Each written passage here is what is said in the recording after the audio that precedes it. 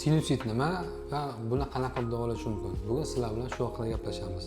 Sinusit burun atrof bo'shliqlarining yeringi yallig'lanishi hisoblanadi. Sizlarga tushunarli bo'lishi uchun maxsus plakatda ko'rsatilgan rasm olib kelganmiz va shu yordamida tushuntirib beraman. Inson burun atrofida bo'shliqlar mavjud. Bu peshona bo'shlig'imiz o'ng tomon, chap tomon. Bu yuqori joq bo'shlig'imiz o'ng tomon, chap tomon va miyani tagida mana burun bo'shlig'ining orqa tomonida asosiy bo'shliq bo'ladi. Sfenoidalniy bo'shliq hisoblanadi. Va ko'zning o'rtasida mana katakchalar bor. Bu etmaydali katakchalar deyiladi. Har bitta bo'shliqni yallig'lanishiga qarab biz bu narsani rentgen yoki kompyuter tomografiya qilganimizda, ya'ni bizning sinusit bosh og'riq, burun bitish kabi muammolar bizda qilganda lor shifokor tomonidan rentgen yoki kompyuter tomografiya buyuriladi va shuning natijasiga qarab qaysi bo'shliq shamollagan to'g'risida bilinadi va o'shanga qarab tashxislanadi, tashxis qo'yiladi. Va mana shu tashxis natijasida burun atrofida shamollash aniqlanadi. Ya'ni qaysi bo'shliqning shamollanishiga qarab, misol uchun peshona bo'shlig'ining shamollanishi bu frontalniy bo'shliq, frontalniy pazufak hisoblanadi. Bu frontit deyiladi shamollashi.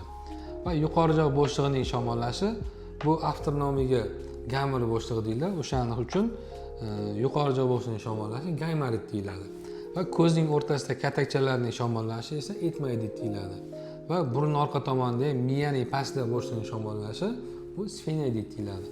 Mana shu burun atrofida bo'shliqlarning birgalikda umumiy qilib biza sinusitlar deb ataymiz umumiy nom bilan va buni kompyuter tomografiya yoki rentgen 3D rentgen qilganimizdan keyin aynan qaysi bo'shliqda, qaysi sinusda, ya'ni bo'shliq o'zbekchasiga ilmiy bizning tilimizda sinus deyiladi. Qaysi sinusda yiringli yallig'lanish yoki shamollash belgilariga qarab gaymarit, frontit yoki gaymaritmaydit yoki frontitmaydit yoki bo'lmasa mana shu bo'shliqlarni insonning bir tomonda bo'ladigan bo'lsa gemisinussit yoki barcha bo'shliqlarda bo'ladigan bo'lsa pansinusit, polisinusit kabi tashxislar qo'yamiz va unga mos ravishda standart davo tavsiyalarni, taktikalarni tavsiya qilamiz.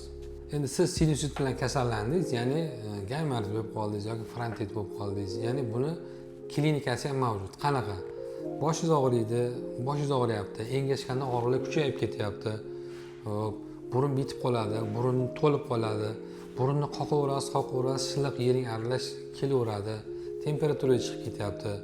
Siz va sizning yaqinlaringizda ham sinusit, gaymarit, frontit kabi muammolar bezovta qilsa, quyidagi raqamlarga murojaat qiling. Sizga malakali tibbiy yordam beramiz. Yana foydali maslahatlarni o'tkazib olmaslik uchun sahifamizga obuna bo'lib qo'yishni unutmang.